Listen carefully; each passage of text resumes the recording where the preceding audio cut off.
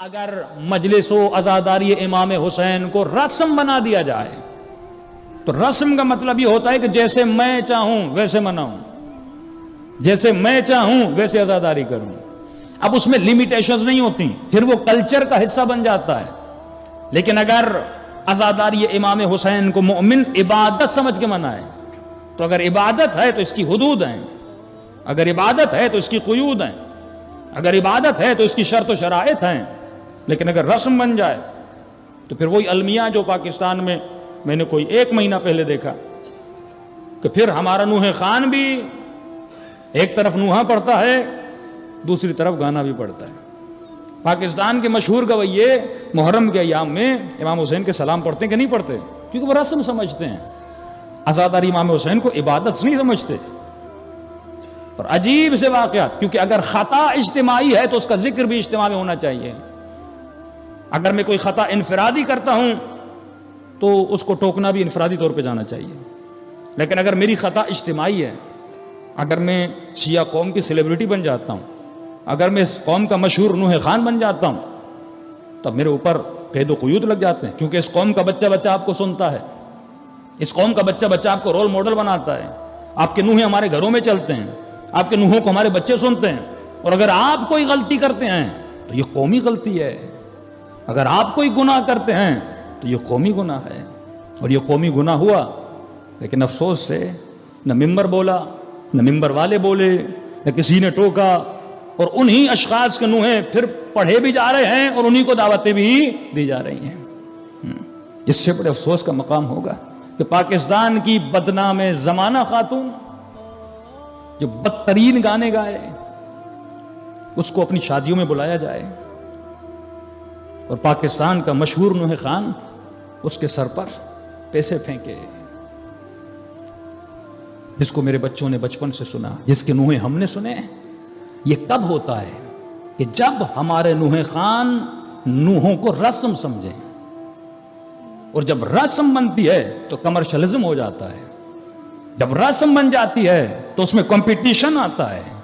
پھر جب رسم بنتی ہے پھر یہ مقابلہ چلتا ہے کہ تجھے کتنے دیکھتے ہیں، مجھے کتنے دیکھتے ہیں.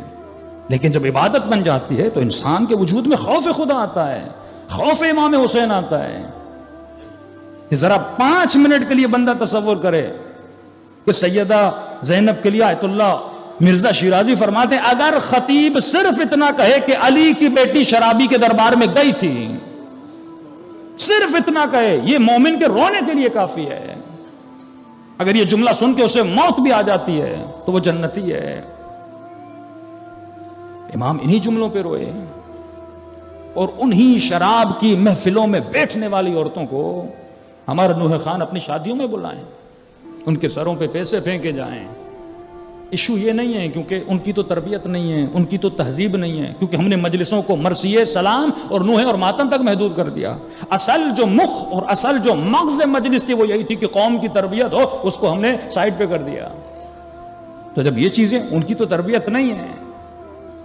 لیکن سوال یہ ہے کہ قوم پھر ایسوں کو بلاتی بھی ہے، ایسوں کو ممبر پہ بٹھاتی بھی ہے، ایسوں کو 2-2 لاکھ دے کر نوحے بھی پڑھوائے جاتے ہیں. اب یہ کس منہ سے نوحہ پڑھ رہا ہے؟ تو اس کا مطلب اس کے دل میں نہ عزت امام حسین ہے نہ احترام امام حسین ہے. اگر میرا عقیدہ ہے کہ میرے آقا پردہ غیب میں مجھے نظر نہیں آ رہے لیکن مجھے دیکھ تو رہے ہیں، میرے اعمال پہ حاضر تو ہیں، میرے اعمال پہ ناظر تو ہیں.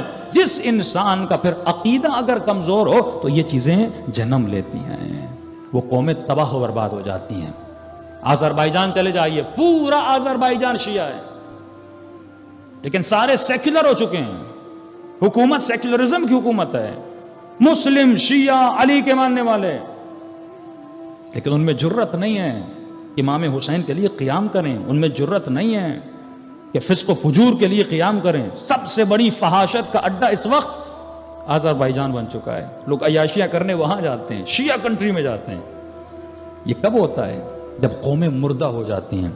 جب ممبر حسینی، مجلسیں وہاں بھی ہوتی ہیں، لیکن جب ممبر حسینی سے حق مجلس ادا نہیں کیا جاتا، پھر صرف 10 دن آتے ہیں، فیسٹیول کا نام دیا جاتا ہے، رسم کا نام دیا جاتا ہے اور جوان منا کے چلے جاتے ہیں. پھر پرواہ نہیں ہوتی. حقیقت مجلس یہ ہے اس جمع کا دل تڑپ اٹھے اگر وہ روڈ پر کسی خاتون کو بے حجابی کی حالت میں دیکھتا ہے، ہاں اس بھائی کا دل تڑپتا ہے کہ وہ کسی کو بد حجابی کی حالت میں دیکھتا ہے۔ اس ماں کا کلیجہ پھٹنا چاہیے جب وہ اپنے بچے کو شرابی بنتا ہوا دیکھے، نشائی بنتا ہوا دیکھے۔ وہی کیفیت ہونی چاہیے جو ابا عبداللہ الحسین کی کیفیت تھی۔ مولا کا گھرانہ بچا ہوا تھا، لیکن مولا دیکھ رہے تھے ایک فاسق، ایک فاجر منبر رسول پر بیٹھا ہے اور شریعت پروردگار عالم کو للکار رہا ہے، لہذا امام نے خود پہ واجب سمجھا اور مشہور ترین جملہ جو آپ سب نے سنا ہوا ہے، فرمایا مثلی لا یبایع مثل یزید، حسین جیسا کبھی یزید جیسے کی بیعت نہیں کرے گا۔ یہ نہیں کہا کہ حسین یزید کی بیعت نہیں کرے گا، امام گویا سمجھاتے گئے کہ یزید ایک نہیں ہے، یزیدی کارخانے یزید بنا رہے ہیں، مجلسیں حسینی بنا رہی ہیں، تو جب تک حسینی زندہ ہیں تب تک وہ یزیدی فکر رکھنے والوں سے مقابلہ کرتے رہیں گے۔ صلوات پڑھیں محمد و آل محمد۔